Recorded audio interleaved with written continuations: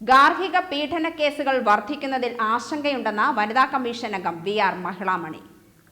Palakkad government guest ഹൌസിൽ നടത്തിയ സിറ്റിംഗിന് ശേഷം സംസാരിക്കുകയായിരുന്നു വനിതാ കമ്മീഷൻ അംഗം. അദാലത്തിൽ വന്ന പരാതികളിൽ അധികവും ഗാർഹിക പീഡനവുമായി ബന്ധപ്പെട്ടതാണ്. ഗാർഹിക പീഡനത്തിനെതിരെ പരാതിപ്പെടാൻ സ്ത്രീകൾ മുന്നോട്ടു വരുന്നു എന്നത് ആശാവഹമാണ്. തുടർച്ചയായി നടത്തുന്ന നിയമബോധവൽക്കരണ ക്ലാസുകളുടെയും സെമിനാറുകളുടെയും ഫലമാണിത്. വിവിധ സർക്കാർ വകുപ്പുകളെ യോജിപ്പിച്ചുകൊണ്ട് ഈ പ്രവർത്തനം ഊർജിതപ്പെടുത്തും.